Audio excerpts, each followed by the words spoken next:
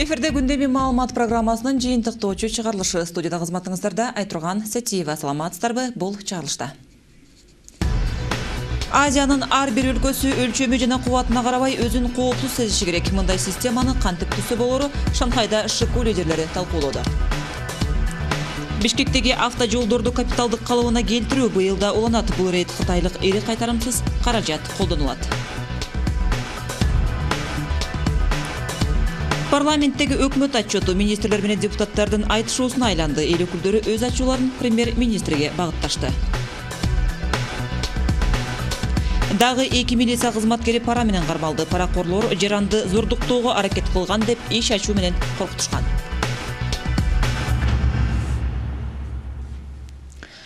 Чыгарылышты коңшу өлкөдөн келген чукул кабар менен баштайбыз. Тажикстандын Харок шаарында башаламандык башталды. Фергана агенттиги билдиргендей, жергиликтүү тургундар ШИИП имаратына чабуул жасоодо. Ага 500дөй адам катышууда. Такталбаган маалымат боюнча ШИИП жана прокуратура имараты күйүүдө. Башаламандык журналисттердин маалыматы боюнча Омон тарабынан тонировка рейдинин жүрүшүндө унаа жүргүнчүсүнүн атылышы себеп болду. Күбөлөрдүн айтымында айдоочу менен инспектор ортосунда талаш чыгып, бул маалда куралчан омончулар келип эскертүүсүз эле ок чыгарышкан. Бир адам курман болуп дагы экөө жаратылган. Өлтүрүлгөн адам шаарда бейформал авторитет болгону белгилүү. Нааразы болгон тургандар митинг баштап, ал башаламандыкка өсүп жеткен. Дагы да болсо такталбаган маалымат боюнча Харок шаары учурда курчоого алынып, бирок шаар ичинде тартипти орнотуу мүмкүн болбой жатат. Расмий бийликтегилер башаламандык фактыларын четке кагууда. ЖМКлар аталган шаарда нөөмөткө тек учактар көтөрүлүп, тургундарды өз үйлөрүндө калууга үндөп жатканын жазышууда.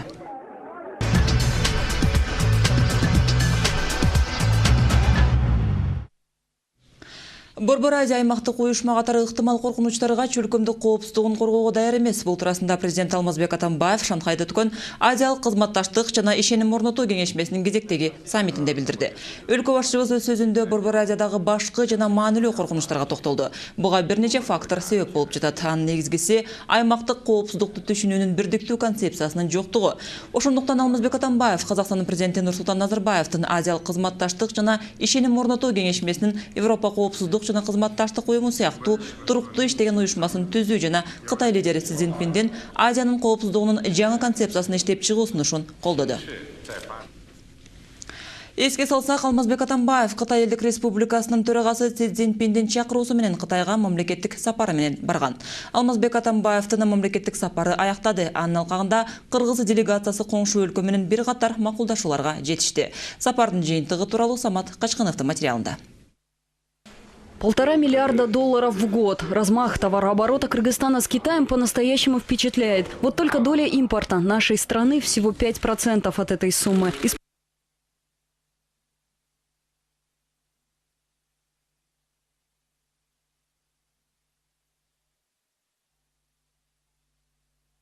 Беш күн президент Алмазбек Атамбаев Кытай Эл Республикасында мамлекеттик визити менен болду. Жалпысынан өлкө башчынын коңшу мамлекетке болгон сапары жемиштүү болгондугу айтылууда. Ириде Азия ажыдары атыккан өлкөнүн лидери менен тар чөйрөдө сүйлөшүүлөрдү жүргүзүп, бир топ макулдашууларга жетишти.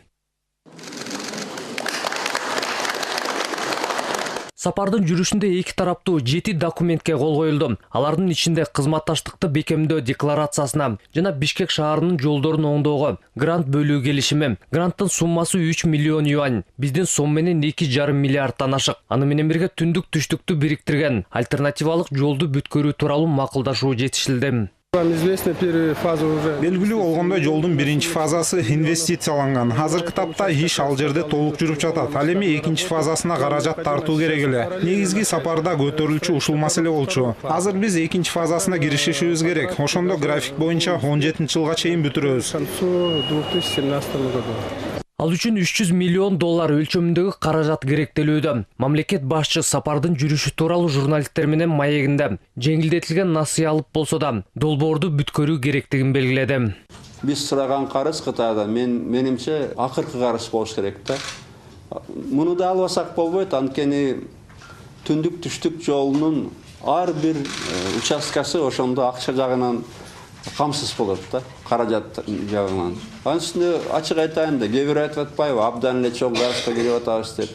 Коркпой эле алыш керек. Анын үстүнө жылына болгон 2%. Мындай кредитти эч ким бизге оңой менен бербейт. Ошондой эле өз сөзүндө президент өлкөнүн кайрак калган жерлердин ирригациялык системаларын калыбына келтирүү жана жаңы каналдарды куруу тууралуу да сөз болгондугун ачыктады. Айтымда алдыда 10 миңдей гектар аянт жерге суу жеткирүү пландалууда. Ага улай көптөн бери айтылып келген Кытай, Кыргызстан, Өзбекстан темир жолун куруу боюнча сүйлөшүүлөргө да токтолду. Если железная дорога и нужна в Кыргызстане, Эгер Кыргызстандын түндүгү менен түштүгүн бириктирбеген темир жол болсо, бизге анын кереги жок. Бул багытта 2 жылдан бери мунапыс чечим изделүүдө. Биз өлкөнүн түндүгүнө түштүгү аркылуу Кытайга кеткен жол болсун деп жатабыз. Азыр бул боюнча сүйлөшүүлөр жүрүүдө. Тараптар энергетика тармагында макулдашууга да үлгүрүштү. Тактап айтканда Кыргызстан Кытай газ түтүгүн куруу боюнча тийиштүү келишимге тармак жетекчилери кол коюшту. Көгүлтүр отундун транзиттик түтүгү Түркмөнстан, Өзбекстан, Тажикстан, Кыргызстан жана Кытайды бириктирип, узундугу 215 чакырымды түзөт. Долбоор 2016 жылга белгиленүүдө. Ал Карамык, Чоңалай аркылуу өтмөкчү. Кыргызстанга жакынкы 30 жылдын ичинде 2,5 миллиард доллардан ашык акча түз пайда алып келет. Кыргызстан буга өзү бир тыйын да жумшабайт, бирок биздин кыргыз адамдар иштейт. Бунун башталышы, курулуп бүтүшү 16 жылдын этегине пландаштырылып атат. Алмазбек Атамбаев баштаган делегацияны кабыл алган. Чыгыш өлкө башчысы эки мамлекет ортосундагы алака жаңы баскычка өтүп жаткандыгын белгилеп, саясий экономикалык алака мындан арыда чыңдала берерин белгиледи. Жолугушууда Кытай лидери эки тараптык конкреттүү жаңы долбоорлорго ар тараптуу көмөктөшүү убадасын берди. Ишенимдүү, ниеттеш, саналаш кошуна жакшы достордон жана ишенимдүү өнөктөш болгон соң, эки тарап тең эки тараптуу мамилелердин стратегиялык бийиктигин сактап гана тим болбостон, Кытай-Кыргыз стратегиялык өнөктөштүктү татыктуу мазмун менен камсыз кылуу максатында достук, өз ара ишенимдин маанайында абдан жакшы иштешүүгө тийиш. Мамлекеттик сапар өз максатына жетти деген президент Атамбаев 30дан ашык мамлекет жетекчилери менен Шанхайда өткөн Азиялык кызматташтык жана ишеним орнотуу кеңешмесине катышты.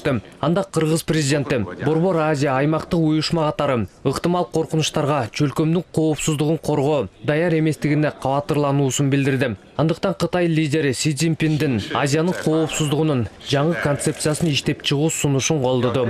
Самат Качканов, Конучбек Мамытов, 5 канал.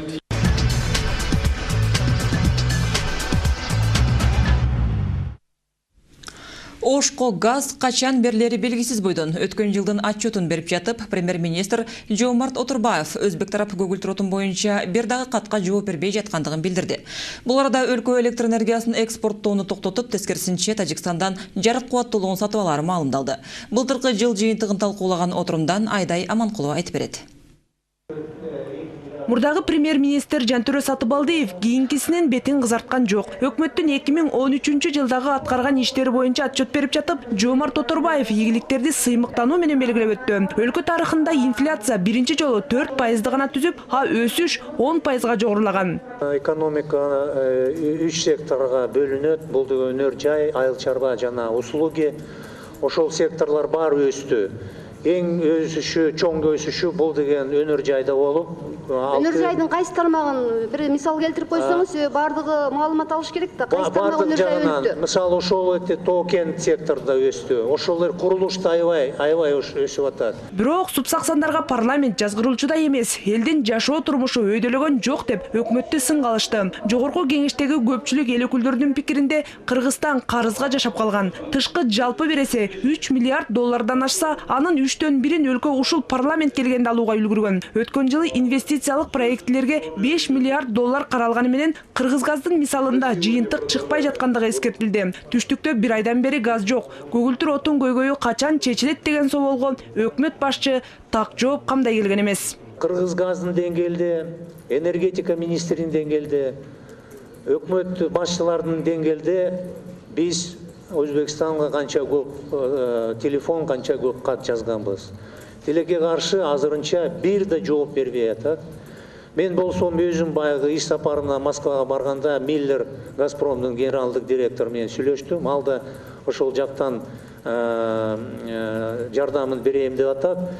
кат жаздым Бейлер мырзага. Ошон үчүн бул деген мен сиздерге дагы бир жолу айтып коеюн, бул деген газ маселеси биздин өкмөттүн эң негизги приоритетибиз, бул деген биздин жоопкерчилик. Өкмөт мүчөлөрү тегиз келген соң электрге болгон баа саясаты жөнүндө суроо жаңырбай калса таң калыштуу болмок. Мына тарифти дагы көтөрөбүз деп атат. Эмненин негизинде тариф көтөрүлүп атат?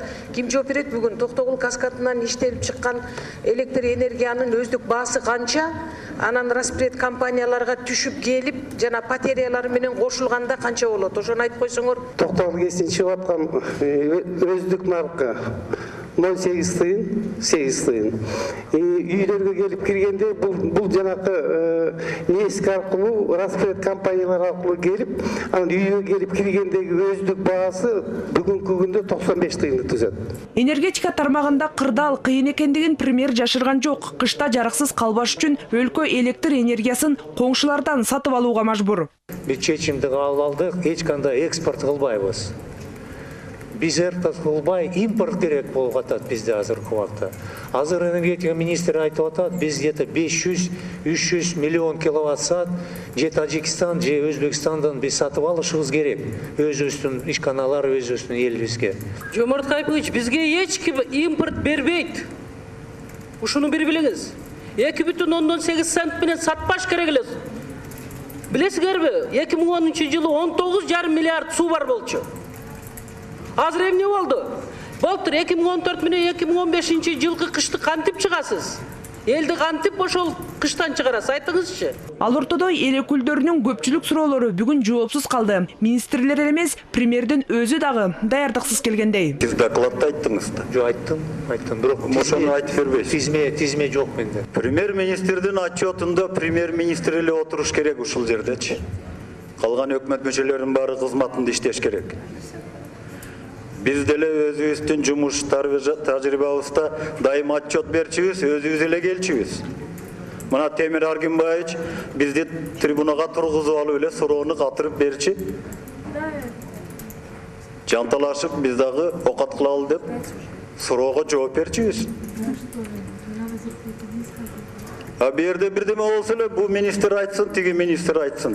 Анда кандай? Адатынча депутаттар сынак алган сүрдүү мугалим, өкмөт окуучу кейпинде. Министрлер кабинети баш мыйзамда көрсөтүлгөн милдеттерин так аткарбай жатат деп бүгүн эл өкүлү Исмаил Исаков башбаканга сабак өтүп коюуга үлгүрдү. Өкмөттүн конституциядагы негизги милдеттерин тизмелеп азыр окуп бериң.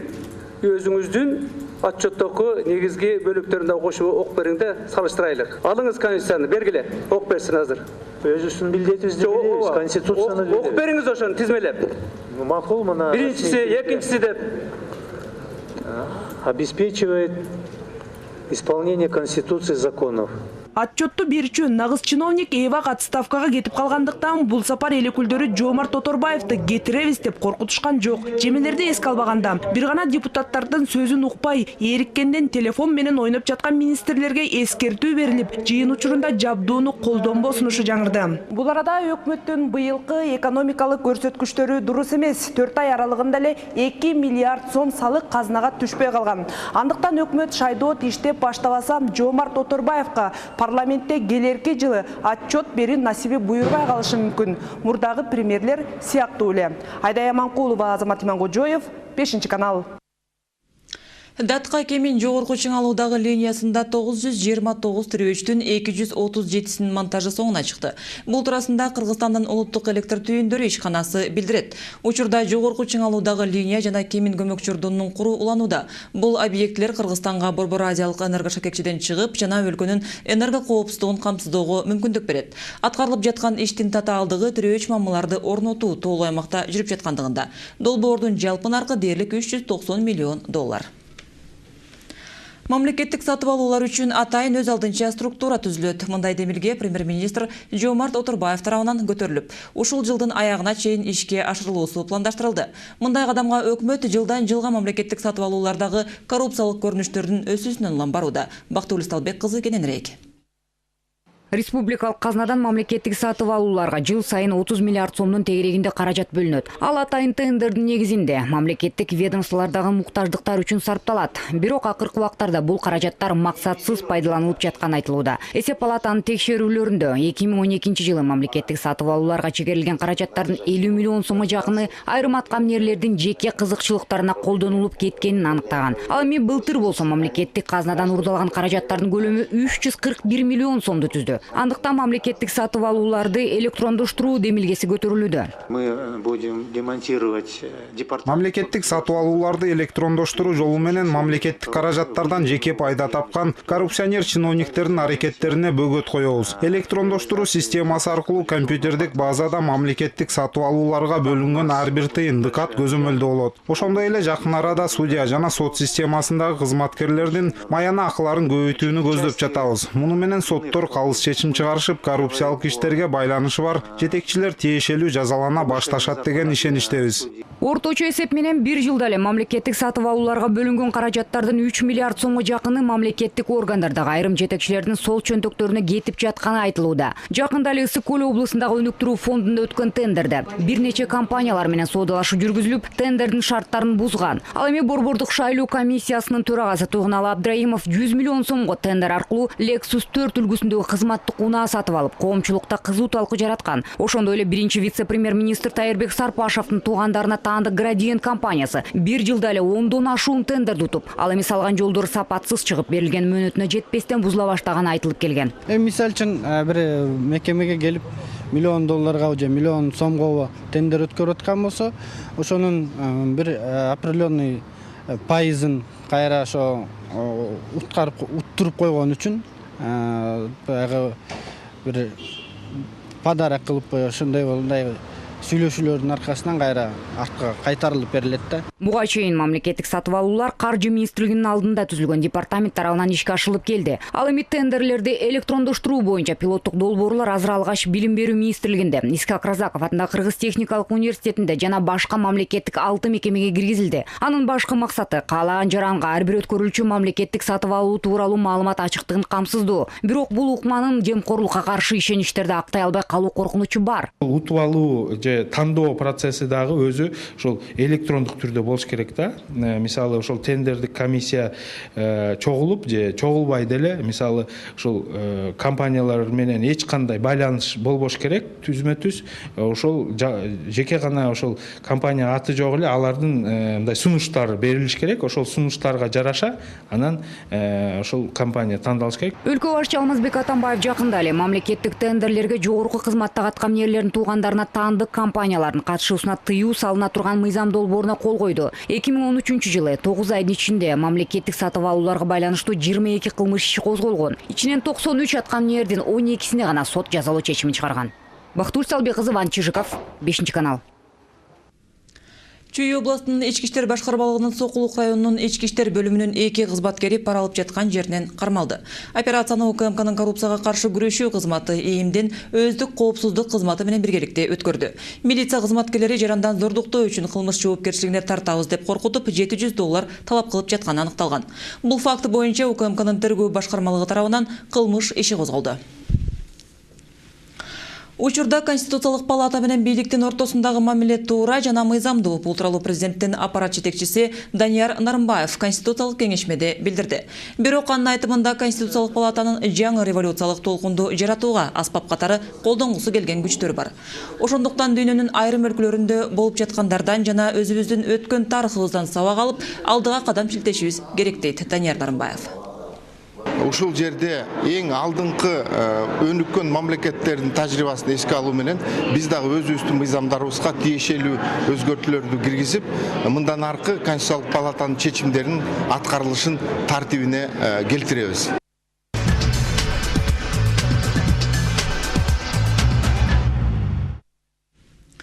Ордо каланын жолдорунда ремонт иштерин жүргүзүү жакынкы күндөрү башталат. Капиталдык курулуш башкармалыгынан билдиришкендей, быйылкы жылдын алкагында шаар ичинде 100 чакырымга жакын жолду оңдоп түзөө ишин өткөрүү мерчемделген. Ордо каланын негизги жолдорунун курулушун каржылоо Кытайдын кайтарымсыз каражаты аркылуу жүрөөрү күтүлөт. Коңшулаш өлкө шаар жолдорун капиталдык оңдоого $30 миллион ашуун грант бөлүгү даярдыгын билдирген. Нурсулуу Нуркамилова теманы улантат. Ордо калаада учурда 2 чоң көчөнүн курулушу жүрүп жатат. Алардын бирөө Лев Толстой көчөсүнүн чыгыш тарабы. Буга чейин бул жерде жол болгон эмес. Курулушу жаңыдан башталган көчөнүн негизги жерлеринде кытайдык аткаруучу уюм иштөөдө. Лев Толстой көчөсүндө азыр ушул мурун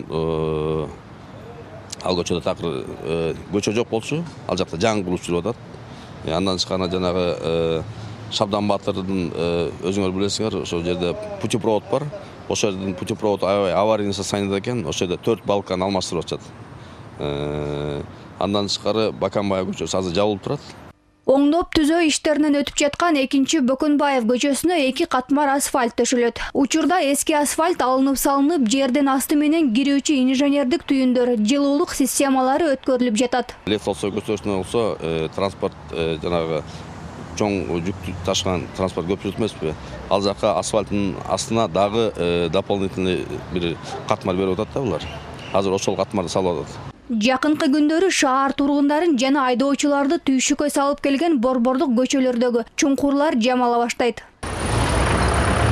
Бөкөнбаев менен Некрасов көчөлөрүнүн курулушуна 50 миллион юань бөлүнгөн. Былтыркы жылкы гранттын негизинде ишке ашырылууда. Азырынча оңдоо иштеринде негизги жумуш чет элдик куруучуларга жүктөлгөн. Ал эми жолдун калган бөлүктөрү кимдин мойнуна жүктөлөрү жакында өткөрүлчү тендерде белгилүү болот. Бул жылы ошондой эле шаардык казынанын эсебинен Токтогул көчөсүн жана 2 тилкени бул Гогольдон Исановго, Калыгакиев көчөсүнөн Жаш Гвардия бульварына чейин толугу менен оңдоп түзөө иштери каралган. Жалпы узундугу 2,3 чакырымды түзгөн жолдун курулушуна 160 миллион сом керектелет. Бирок азырынча каражат бөлүнө элек. Үстүбүздөгү жылы 60 чакырым жолдун курулуш иштерин бүткөрүү каралып, анын 45 чакырымы гана бүткөрүлгөн эле. Анда каржылоо Түрк Насиянын эсебинен жүргөн. Былтыр курулушу башталып, бирок аягына чыкпай калган 4 көчөдө. Учурда иш уланууда. Горький көчөсүнүн уландысы Курманжан Датка, мурунку Алмата, Ауезов көчөлөрүнүн курулушу аягына чыгып калды. Андан сырткары Чапаев, Гагарин көчөлөрү жана Тынчтык проспектисинен тарта Тимур Фрунзе көчөлөрүндө да курулуш иштери жүрүп жатат. Капиталдык курулуш башкармалыгынан билдиришкендей, быйылкы жылдын алкагында шаар ичинде 100 чакырымга жакын жолду оңдоп түзөө ишинен өткөрүү мерчемделген. Бирок тийиштүү органдардан колдоо табай элек. Көйгөй баягы эле каржы маселесине келип такалууда. Ал эми 100 чакырымдын алкагында кайсы жолдор оңдоп түзөө иштеринен өтөөрү азырынча айтыла элек. Каржылоо Кытайдын кайтарымсыз каражаты аркылуу жүрөөрү күтүлөт. Эске салсак, коңшу өлкө Бишкек жолдорун капиталдык оңдоого 30 миллион доллардан ашуун грант бөлүүгө даярдыгын билдирген. Нурсулуу Нуркамилова, Урмат Мамбеталиев, 5-канал. Ош шаарынын борборунда орун алган Кара Суу көчөсү иретке келип, шаар тургундарынын жана коомдук унаалардын жүрүүсү үчүн бир топ ыңгайлуу болуп калды. Жолдун жээгинде жайып алып соода кылгандар мурунку борбордук базарга киргизилип, аларга да шарт түзүлүп берилген. Динара Касымова кененирээк. Мындан 2 ай мурунку Кара Суу көчөсүнүн абалын элестетүү кыйын. Майда соода сатык менен алектенген базарчылар ээлеген жерге азыр жашыл дарактар тегилип, кооз гүлдөр эгилген. Соода кылгандар менен уна аралашкан ызы-чуу, тынбай болуп туруучу тыгындар жок, көчө ээн. Көчөдөгү сатуучуларды базарга киргизүү маселеси бир топ жылдардан бери көтөрүлүп келгени менен иш кашкан эмес. Сатуучулар борбордук базардын ичине кардарлар аз келип, соода жүрүшпөйт деген жүйөгө таянып, базардын ичине киришүү эмес. Мэрия кызматкерлеринин соодагерлерге бул жолку түшүндүрүү иштери жүргүзгөндүгү оң натыйжасын берди. Ак Бура дарыясынын аркы жээгинде дагы Тешикташ борбордук базары болгон. Аны дагы бүгүнкү күндө ошол борбордук базарга түшүрүп жайгаштырдык. Эми максат ошол Ош шаардык мэриясынын максаты ушул элге сапаттуу кызмат көрсөтүү болуп эсептелет. Ошонун негизинде максималдуу түрдө бүгүнкү күндө биз ушу элге ыңгайлуу шарт түзүп берели деп ушул жумуштарды аткарып атабыз. Көрктөндүрүү, жашылдандыруу, тазалоо иштери кандай жүргүзүлүп жаткандыгын көргөнү келген Ош шаарынын мэрине шаар тургундары да ыраазы болушту. Шуну сүрүп чыкканыңарга рахмат. Рахмат, мына порядок болуп калды да. Порядок мына. Эми бул башталышы, Кудай буйруса. Андан ары шаар мэри көчөдө соода сатыгын кылгандардын борбордук базардын ичиндеги абалы менен таанышууга жөнөдү. Соода жайдын айрым жерлерин оңдоп түзөп, иретке келтирүүнү тиешелүү кызматтарга тапшырды. Билесизби, мен иштегенде бүт бар номери бар. Эмне ошондой кылып айтасыз?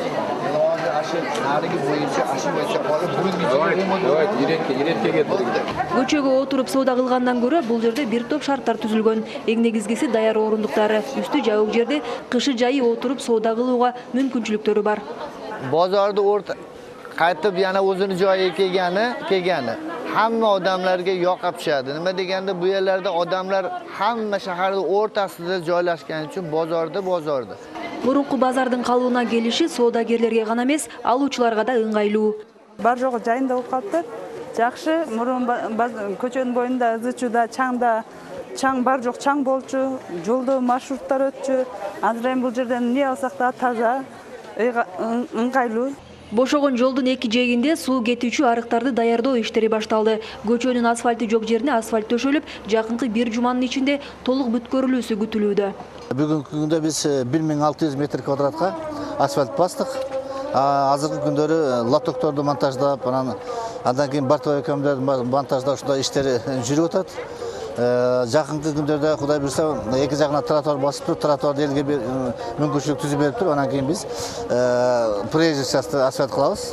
Кала башчысынын планында мындан башка дагы эки чоң көчөнү иретке келтирип, майда соода түйүндөрүн кыскартуу турат. Курулушу токтоп турган эстакада көпүрөсүн куруу иштери кийинки аптадан кайрадан жанданат. Ага ылайык тендер өткөрүлүп, куруучу компаниялар аныкталган. Муну менен жергиликтүү бийлик базар айланасын иретке келтирүү жана Ош шаарындагы унаа тыгындарына бөгөт коюуну көздөөдө. Ош шаарынын борборунан орун алган бул көчөлөрдүн иретке келип жаңылануусу экинчи борбор каланын көркү. Динара Касымова, Талай Шабанов, 5-канал. Эртең Ош шаарында инвестициялык бизнес форум өтөт. Ош областык мамлекеттик администрациясы уюштуруп жаткан бул иш-чарага коңшу өлкө ишкерлери катышат. Бүгүн алгачкы коноктор Кытай Эл Республикасынан келип, Ош областынын губернатору Сооронбай Жээнбеков менен жолугушуп, эртеңки өтө турган иш-чараны талкуулашты. Бизнес форумду өткөрүүнүн максаты өнүккөн өлкөлөрдүн жаңы технологиясын алып келип, биздин ишкерлер менен өз ара кызматташуу түзүү. Ошондой эле аймактагы айыл-чарба жана кайра иштетүү тармагын өнүктүрүү. Биздики максат ошол өнөр жайды кайра иштетүүнө жаңы колго алыш. Мына мурунку өткөн жарманкелер, инициал форум өзү мына жыйынтыгын берип атат. Мына мурунку 2 жылдык форумда жалпы 126 миллион долларлык кол коюлар болгон. Мына ошолор ишке кирип атат азыр. Айрыкча кайсы жагынан мына парниктер боюнча, тоок чарбасын өнүктүрүү боюнча,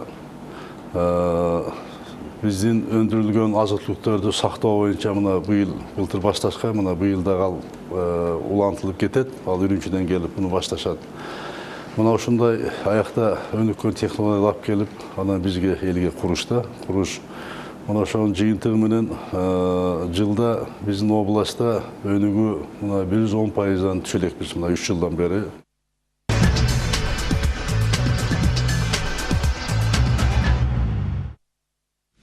Балыкчы шаарынын мектеп окуучулары Кумтөр кен жеринде болушуп, бир күн болсо дагы өздөрүн чыныгы кенчи катарында карап көрүштү.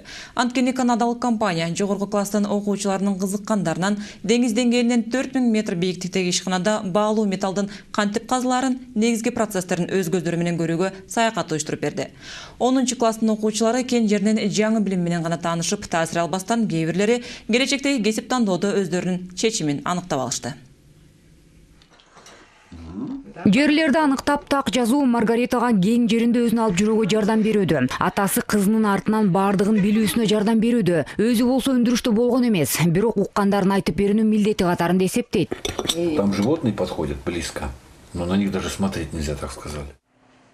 Маргаританын саламаттыгын ата-энеси анчалык камсана болушпайт. Себеби кызы спорт менен машыгат. Ал эми бийик тоо анын мурдатан келаткан каалоосу. Маргарита тоолорду багынтып, ар дайым чытыр токойлорду тартып, мектепте акыркы жазган дил баянын дали ушул тоо кен тармагына арнаган. Ошондуктан аны Кумтөр ишканасына саякаттап келүүсүнө мүмкүнчүлүк берилди.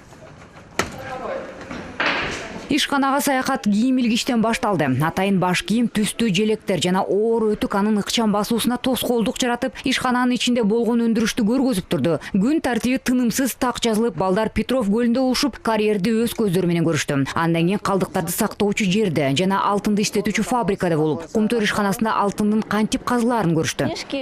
Өтө чоң айырмачылык болууда. Эгер китептен сүрөттөрүн көрүп, бирок анча кызыкпайсың. Ал эми аларды өз көзүң менен көрүү өтө башкача кызыктуу экен.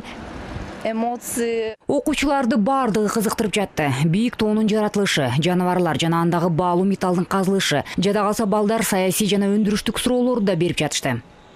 Эгерде өндүрүштү токтотсок, мына көрүп жатасыңарбы? Мөңгүлөр тынымсыз жылып, дайыма өзгөрүп турат. Алар аскадак кыймылдап турат. Биз аларды иштетип турбасак, 2-3 айдан кийин карьерди басып калышы мүмкүн. Мындай бийик тоого жаш муундар алгачкы ирет чыгышты. Ошондуктан кээ бирлери саякатын токтотуп, турак жай лагерине кайтып, дарыгерге кайрылууга туура келди. Бийик тоонун абалын көтөрүү бул жерде жеңил. Анткени административдик корпус карьерден төмөнүрөөк, деңиз деңгээлинен 3600 метр бийиктикте жайгашкан. Ал эми эң чыдамкайлары өлкөбүздөгү эң ири өндүрүштүн бардыгын кыдырып өздөрүнчө жыйынтык чыгарышты. Азыркыга чейин медицина бөлүмүнө окуйун деп жүргөм. Эми болсо политехникалык окуу жайын Тоокен факультетине тапшырууну чечтим. Бийик тоолуу өндүрүш саякатынан кийин балдар эстен кеткис кызыктуу ой туюмдарын бири-бири менен бөлүшүп жатышты. Эң башкысы ушундай табигаттын татаал шартында эмгектенип жана жогорку ийгиликтерге жетишип жаткан кумтөрчүлөрдүн эрдиктерине баа беришти. Күндөмү бүгүнкү чыгарылышын мына ушундай жаңылыктар менен жыйынтыктайт. 5-каналдын жалпы жамааты эртеңки иш күнүңүздөргө ийгилик каалайт. Кайрадан эфир аркылуу амандашканча саламатта туруңуздар. Хондроксид ооруну басып гана койбостон, муундарды артроздон жана остеохондростон дарылайт.